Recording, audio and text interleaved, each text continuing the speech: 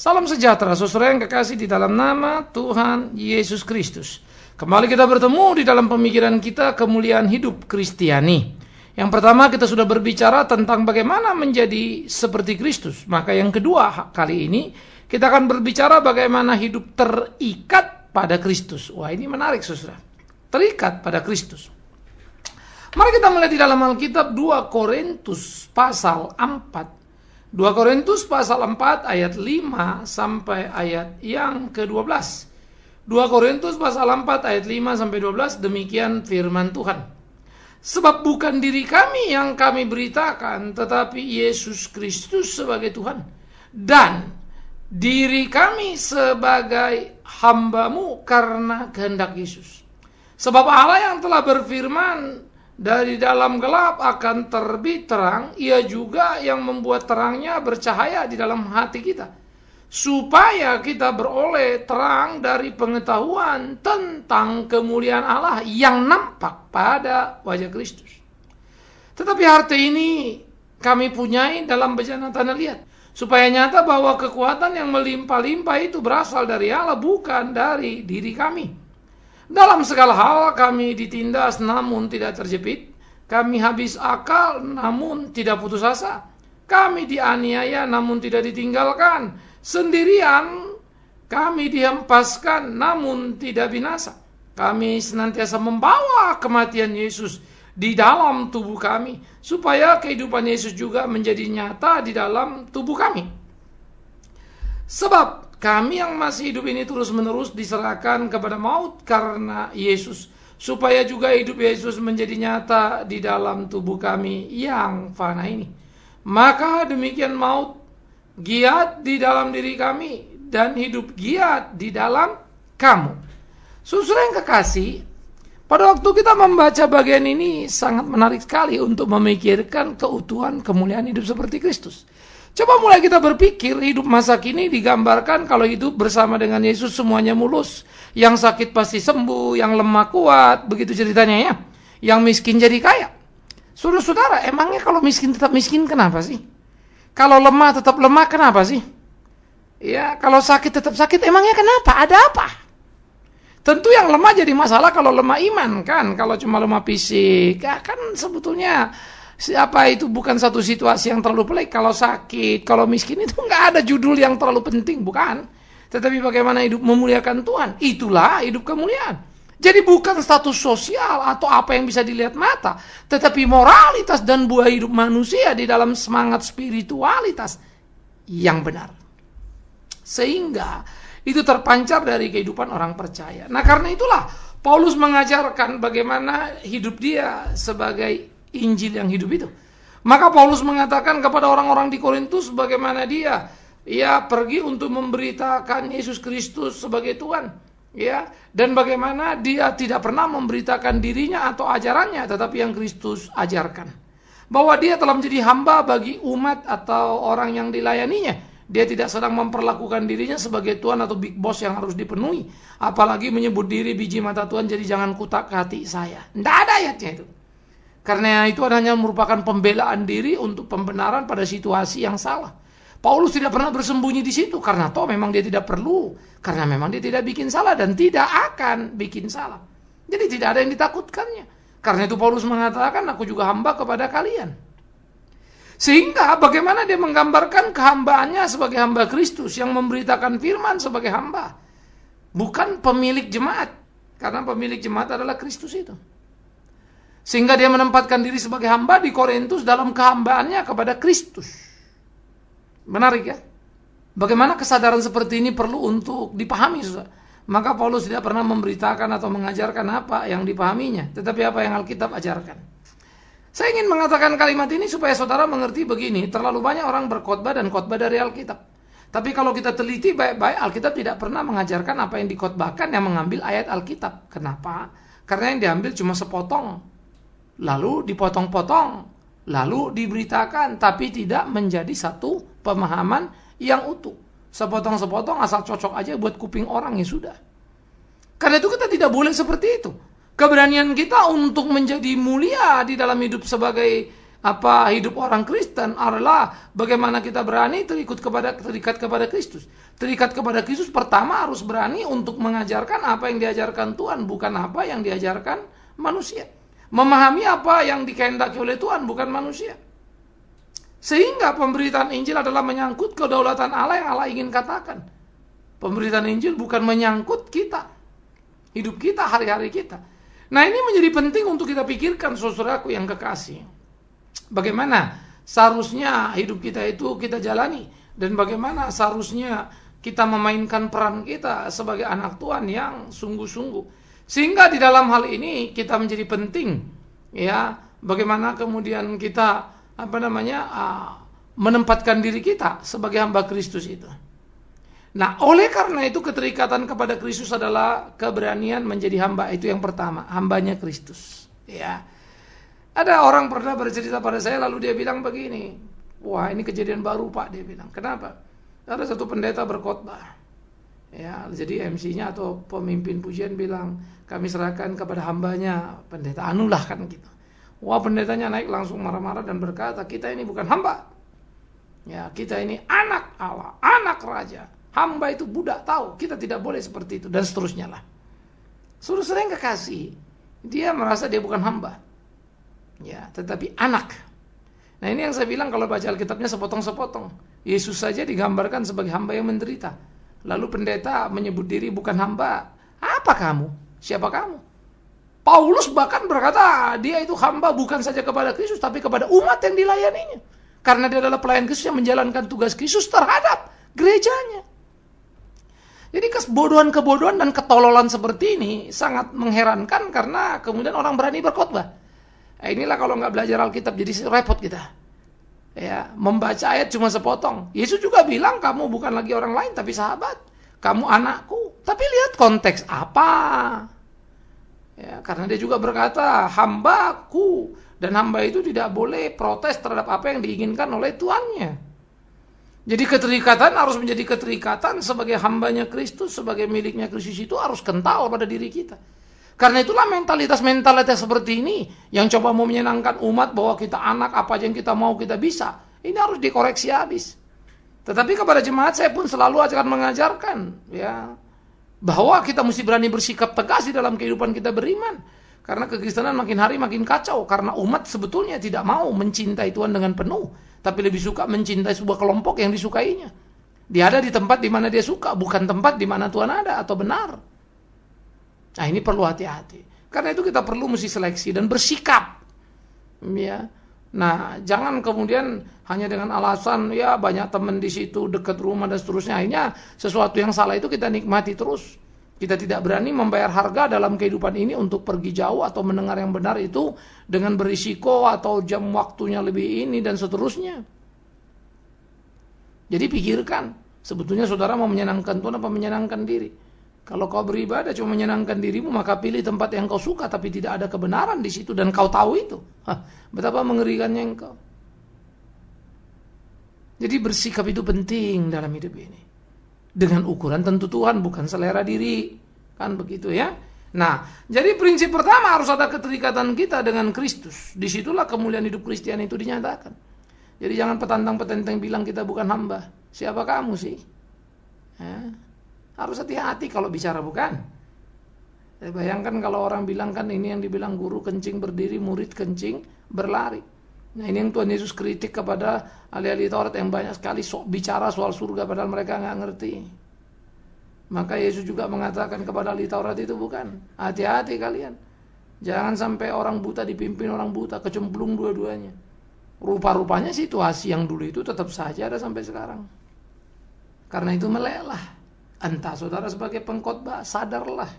Berkhotbahlah dengan benar, bertanggung jawab. Kalau kau jemaat, benarlah. Jangan mau lagi memberikan kupingmu untuk hal-hal yang salah. Belajar mengerti kebenaran yang utuh. Jadi kita semua belajar untuk memahami kebenaran seutuhnya, bukan sepotong-sepotong.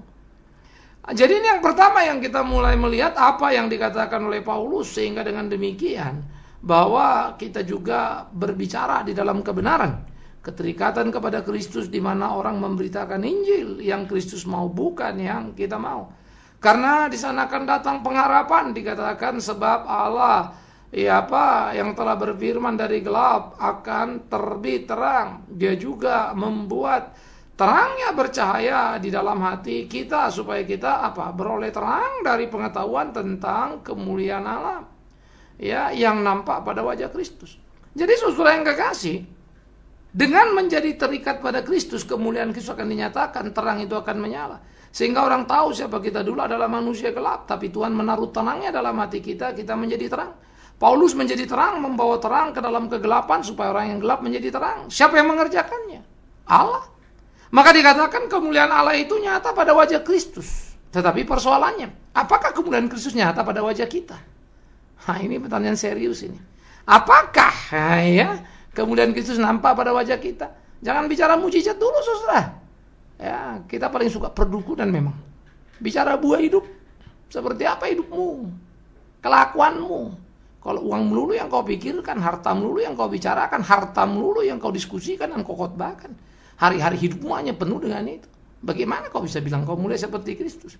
Karena Kristus tidak pernah memikirkan itu, bahkan bertanya, tetapkan dirimu kepada siapa kau beribadah, tidak mungkin kepada Tuhan. Tuhan atau Mammon. Jangan duakan Tuhan. Ingat, kaya bukan dosa, tapi miskin bukan aib. Kejujuran kebenaran itu yang penting. Sehingga berita khotbah harus kebenaran yang kita beritakan, kejujuran yang harus kita beritakan. Bukan supaya orang ikut Tuhan lalu jadi kaya, itu penipuan itu. Saya pikir kita mesti sudah mulai berani lurus dalam jalan kita ini, saudaraku. Memperhatikan Alkitab itu dengan utuh, sehingga kita tidak mengkilik-kilik kuping orang, menyenangkan kuping orang. Senangkan Kristus karena kita terikat kepada Kristus. Biarlah kemuliaan Kristus juga nyata pada wajah kita, seperti kemuliaan Bapa nyata pada wajah Kristus Tuhan kita, ketika Dia datang dan menyatakan belas kasihannya di dalam dunia ini. Nah, oleh karena itu, bagian ini menjadi bagian yang sangat serius. Keterikatan pada Kristus pertama tadi mengatakan apa yang dikatakan Allah, melakukan apa yang hendak Allah. Allah apa mau kita lakukan dalam hidup kita. Dan yang kedua, bagaimana kemuliaan Allah nyata di dalam Kristus, begitulah kemuliaan Kristus nyata di dalam kemuliaan kita. Nah, keterikatan ini bisa kita gapai dengan menyerahkan hidup sepenuhnya ke dalam tangan Tuhan. Atas apa yang Tuhan inginkan ada di dalam hidup kita. Maka dikatakan oleh Paulus, tetapi harta ini yang kami punya dalam bejana tanah liat, supaya nyata bahwa kekuatan yang melimpah-limpah itu berasal dari Allah, bukan dari diri kami. Wis, hebat ya. Sehingga gambaran yang mau digambarkan Paulus, saudara, betapa dia bejana tanah liat, bukan bejana emas. Betapa dia hamba, bukan big boss, apalagi partner gitu ya. Dia tidak sesombong para pendeta yang berkhotbah bahwa mereka bukan hamba. Dia rendah hati, itu Paulus. Rasul yang hebat itu. Jadi, pada waktu kemudian itu dikumandangkan dan itu dibicarakan, saudaraku yang kekasih, maka kita bisa melihat bagaimana kemudian Kristus dinyatakan di dalam kehidupan mereka. Dan bagaimana Paulus mengatakan, aku mempunyai itu dalam bejana tanah liat. Apa yang dimaksud dengan bejana tanah liat? Menarik. Digambarkannya justru kehidupannya yang tampaknya babak belur itu, saudara. Bagaimana dikatakannya dalam segala hal kami ditindas tapi tidak terjepit. Kami kehabisan akal tapi tidak putus asa. Kami dianiaya namun tidak ditinggalkan. Kami sendirian. Kami dihempaskan namun tidak binasa. Gambaran yang kita nggak pengen ya. Sehingga gambaran sebagai bejana tanah liat yang digambarkan Paulus menjadi keterikatan ketiga yang perlu kita pahami. Keterikatan pertama, berani hidup dalam kehendak Allah dalam hidup ini, bukan kehendak diri. Keterikatan kedua, bagaimana kemuliaan memancar kemuliaan Bapa pada Kristus, begitulah kemuliaan Kristus pada kita. Dan yang ketiga, itu semua dinyatakan dalam keterikatan mengikut Kristus, di mana kita seperti ditaruh dalam bejana tanah liat, dihempaskan, dibabak belurkan, begitu kan? Teraniaya, tertindas. Tapi menarik. Dianiaya tetapi kemudian tidak terjepit. Kehabisan akal tetapi tidak putus asa. Wih, hebat sekali kan? Sehingga ternyata mereka tetap the winner, mereka pemenang. Tapi bukan sekadar bicara miskin jadi kaya, karena Rasul itu memberitakan Injil. Mereka miskin, 20 tahun mereka beritakan, tetap saja mereka miskin secara harta. Tapi kaya dalam moralitasnya. Kalau yang sekarang banyak pendeta dari miskin misalnya, kita memberitakan Injil jadi kaya raya. Tapi moralnya miskin banget. Itu kan jadi masalah. Kalau Tuhan berkatkan kita dengan kekayaan, puji Tuhan. Tapi jangan sampai kekayaan moral yang harusnya merupakan buah spiritual atau buah roh itu nggak nampak dalam hidup kita. Itu namanya kita miskin kere. Begitu pula umat. Jadi kalau kau pikir kau berkegiatan, beraktivitas di dalam gereja, kau majelis gereja atau apapun, lalu kau pikir kau melayani Tuhan, nanti dulu. Tapi apakah kau hidup sesuai kehendak Tuhan? Itu ukurannya. Tak peduli Tuhan berapa kali saya bilang, selalu sering bicara si Big Man Sirait itu khotbah. Sampah itu. Yang Tuhan mau lihat apakah si Big Man Sirait itu melakukan kehendak Tuhan itu. Dan itu pergumulanku. Sering kulakukan apa yang dia mau, tapi kadang-kala juga aku jatuh dan tidak memenuhi kehendaknya. Hatiku terluka dan bergumul, penuh dengan penyesalan. Tuhan kuatkan aku. Maju lagi dan maju lagi. Keterikatan kepada Kristus itu memang sangat luar biasa. Sehingga tampak yang di sana harga diri seperti tak ada, tercabik-cabik kita kan. Tetapi disitulah justru dikatakan kemuliaan Tuhan tadi itu. Berani terikat dalam penderitaan Kristus. Kenapa? Karena bau kematian Kristus senantiasa menyertai. Maka dikatakan kami senantiasa membawa kematian Yesus di dalam tubuh kami. Ya, tadi itu aniaya, penderitaan, kepahitan itu. Itu gambaran dari kematian Yesus. Yang mestinya dimiliki oleh tiap anak Tuhan, tiap hamba Tuhan. Bukannya lari ngumpet. Ada orang bilang dalam khotbahnya, Yesus sudah mati untuk kita, sudah menderita untuk kita. Tidak, kita tidak lagi akan menderita. Kan gawat ini. Rasul gak pernah mengajarkan gitu. Yesus sudah mati, bangkit, naik ke sorga. Baru si Paulus khotbah di Korintus ini. Artinya dalam situasi yang sama dengan kita khotbah sekarang. Sesudah Yesus mati, bangkit dan naik ke sorga. Dia bilang, kami harus terus membawa kematian Kristus itu. Supaya apa? Supaya kehidupan Yesus itu juga menjadi nyata di dalam tubuh kami. Bagaimana kehidupan Yesus itu nyata dalam tubuhnya? Karena seperti tadi, mereka dianiaya tetapi tidak terjepit. Mereka sendirian tetapi tidak binasa, kan begitu kan? Mereka akan bisa nakal tetapi tidak putus asa. Maka tampaklah Yesus dimuliakan. Bukan sekedar miskin tadinya jalan kaki sekarang naik mobil, bukan itunya. Kalau itu mah seluruh dunia juga orang banyak yang sukses seperti itu, nggak perlu Kristen. Sekali lagi berkali-kali saya bilang orang paling kaya di kolong langit ini bukan orang Kristen. Berapalah kayanya orang Kristen? Ya, jadi orang-orang paling kaya di kolong langit ini cenderung orang ateis, yang nggak beragama, nggak percaya itu Tuhan. Karena itu bukalah mata kita ini, jangan jadi bodoh kita atau dibodoh-bodohin. Ya, oleh segelintir orang yang mau ngambil keuntungan dari kebodohan kita tadi itu. Karena itu hidup terhormat mengikuti Tuhan itu luar biasa, saudaraku yang kekasih. Saya mulai bayangkan kalau ada seorang kaya tapi rendah hati, orang anggap remeh dia, nggak puji-puji, tapi dia tetap tenang, hebat ya. Itu luar biasa, itu perlu penyangkalan diri yang kuat itu. Ya. Tapi kalau ada orang kaya lalu rasa dibutuhkan kiri kanan, dia rasa hebat karena semua orang butuh dia. Biasa itu. Semua juga orang begitu, orang dunia pun begitu. Kalau pendeta sudah dipakai Tuhan luar biasa, tetapi tetap saja hidupnya, prinsipnya tidak menjadikan dia besar kepala, luar biasa itu.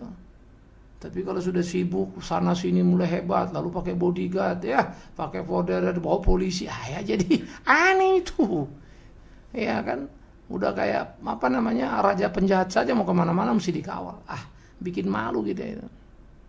Tapi rupa-rupanya itulah gaya hidup itu. Jadi bukan kematian Kristus yang dibawa. Ya. Padahal kalau kita mau ikut Kristus itu, kita mesti membawa kematian Kristus dalam hidup kita. Artinya kita mati terhadap keinginan-keinginan dunia. Kita mati terhadap gaya hidup dunia. Tapi kita hidup oleh kehendak Tuhan yang sesuai dengan gayanya anak Tuhan. Gaya yang Tuhan tetapkan, kan begitu kan. Lain sekali. Sehingga hidup itu bukan sekedar model saja atau gaya hidup tadi, tetapi betul-betul hidup yang hakiki dalam hidup kita karena pertemuan kita dengan Kristus. Kalau lifestyle itu kan bisa dibentuk-bentuk ya. Oh haleluya, apa kabar, shalom gitu kan. Tapi di dalam originalitasnya kan gak ketahuan. Semua orang bisa ramah, bisa salam-salam. Tapi aslinya di dalam siapa yang tahu itu. Busuknya kayak apapun kita nggak ngerti itu kan. Dari mana nanti ketahuan? Lihat aja nanti perbuatan hidupnya. Karena apa yang akan dilakukannya itulah di dalam hidupnya itu. Tapi kalau cuma lifestyle yang dibentuk, dilatih, bisa muncul itu. Tapi nggak original, palsu. Ya, jadi perlu kehati-hatian untuk mengenali, memahami sesuatu. Karena itu jangan gampang sekali menilai orang itu baik hanya karena satu kali pertemuan. Dari mana kau tahu? Saya suka bilang sama orang, satu kali yuk ketemu saya, yuk bilang suka, yuk bilang saya baik, hati-hati. Karena kau nggak tiap kali. Istriku yang tahu, anakku yang tahu aku baik apa enggak, tanya mereka. Pembantuku yang tahu siapa aku baik apa enggak, tanya mereka. Baru kau tahu originalnya. Nah, kan begitu. Nah, oleh karena itu, mari kita melihat keterikatan kita adalah keterikatan kepada kematian Kristus tadi. Keterikatan adalah hidup seperti apa yang Tuhan mau, bukan kita mau. Keterikatan adalah bagaimana Kristus di dalamnya ada kemuliaan Bapa dan kita di dalam kita ada kemuliaan Kristus. Nah, untuk itu kita mesti berani terikat pada kematian Kristus. Dan itu bagaimana dikatakan kita terus-menerus diserahkan kepada maut karena Yesus. Supaya juga hidup Yesus itu menjadi nyata di dalam kita. Seperti yang saya bilang tadi kan. Ya, bagaimana di dalam tubuh yang fana ini orang bisa melihat Kristus, tubuh yang sementara ini. Nah, makanya banyak sekali sebetulnya yang ada orang sekarang kecewa dengan orang Kristen. Kristen uang melulu, Kristen hidupnya begitu melulu, katakan begitu toh. Kristen pakai bodyguard, Kristen gaya hidupnya gila-gilaan, kan jadi susah kita. Nggak ada orang lihat Kristus di situ. Beda banget. 1001 alasan boleh diajukan, ya. Tetapi cukup satu fakta untuk menunjukkan kebenaran. Itu harus kita pahami. Mau bela diri, bilang inilah, itulah, segala macam, kan beda situasi, kondisi, terserah kau lah di situ. Ya, tetapi prinsip itu tidak akan bisa dibantah. Tak bisa disembunyikan itu. Oleh karena itu, demikianlah dikatakan oleh Paulus, bagaimana kami giat, ya, bagaimana maut giat di dalam kami, ya, dan hidup giat di dalam kamu. Jadi bagaimana maut giat dalam diri kami, maksudnya bagaimana pertempuran dia terjadi. Tapi bagaimana dia juga giat di dalam hidupnya untuk orang-orang di Korintus dalam melayani maksudnya. Sehingga ini menjadi keterikatan kita, bagaimana kita berani sebetulnya menghadapi kesulitan. Karena kan itu yang dibilang Yesus, ikut aku, sangkal dirimu, pikul salibmu. Itu namanya terikat pada kematian Kristus. Banyak persoalan kita alami, tapi kita tetap saja menjadi pemenang. Tapi ini bukan bicara nggak ada uang jadi ada uang, sakit jadi sembuh, bukan. Paulus tetap sakit sampai matinya, memuliakan Tuhan dia. Ya, janda miskin yang memberi persembahan dengan luar biasa itu, Yesus memujinya, tetap miskin dia. Tapi hebat moralitasnya. Lazarus yang masuk ke surga itu pengemis dia sepanjang hidupnya. Diperhatikan semua cerita itu, fakta-fakta itu. Tetapi saya akan berkata lagi, tadi saya bilang kan, kaya bukan dosa, miskin bukan aib. Yusuf Arimatea juga kaya, tapi bukan itu yang kita cari, itu bonus saja itu. Tuhan kasih syukur. Tapi kalau itu tiap kali ceritamu itu dulu yang kau bicarakan, nggak tahu lagi apa yang ada di otak kita ini. Udah rusak kita ini. Kita cuma suka Yesus karena kita akan dapat apa yang kita inginkan, kan jadi gawat. Tidak itu ajaran Alkitab kan. Nah, jadi di sinilah saudara, bagaimana kita belajar untuk menaklukkan diri kita. Maka banyak orang bilang, loh, Pak, orang kan ikut Yesus itu kan bukan berarti masa saya nggak punya keinginan, masa saya matikan semua. Yang nggak tahu lagi aku, baca aja Alkitab, sangkal diri pikul salib. Ya susah dong, orang nggak mau, Pak. Jangan kau ikut Yesus, kok susah amat. Yesus tidak cari pengikut kok. Yesus menyatakan kasihnya kepada orang yang diperkenannya. Tunjukkan kalau kau diperkenan, mana kualitasmu, itu saja toh. Maka marilah kita hidup memuliakan Kristus. Penting bukan? Karena itu saudaraku, dimanapun yang kau berada, mari kita sama-sama. Biarlah ini memberikan kepada kita satu pencerahan untuk hidup kita menjadi hidup yang mulia sebagai hidup Kristiani. Kita menjadi seperti Kristus yang pertama kita sudah pikirkan. Kita terikat pada Kristus di dalam kematiannya itu. Bau kematiannya menyertai kita. Tapi itu menyenangkan. Ya, kita bisa akal tapi tidak putus asa. Puji Tuhan. Ya. Kita dianiaya tapi tidak terjepit, kita sendirian tapi tidak binasa. Tuhan menyertai kita. Amin. Mari kita berdoa. Kami bersyukur, kami berterima kasih ya Tuhan untuk firman hidup yang Kau ajarkan kepada kami. Kami sadar dan jujur sepenuhnya kami seringkali gagal mengaktualisasi kebenaran firman-Mu. Dan kami hanya hidup tidak seperti apa yang Tuhan mau, tapi kami berbasa-basi dengan berbagai kebenaran, seakan-akan kami benar. Karena itu, kami berdoa supaya Tuhan ajar kami berani jujur terhadap diri, mendengarkan suara Roh Kudus dalam hati nurani kami, supaya kami mengkoreksi hidup kami yang salah. Ajar kami, supaya kami berani menerima kenyataan, menyangkal diri, memikul salib dalam mengikut Engkau, ya Yesus kami. dan ajar kami untuk peka terhadap berbagai ajaran yang salah dan tak mengikutinya, supaya kami berani bersikap pada kebenaran, karena kami adalah hamba-Mu, bukan hamba dunia. Di dalam nama Yesus Kristus Tuhan, kami ingin hidup memuliakan Tuhan senantiasa. Mampukan kami, terpujilah Tuhan kami. Amin.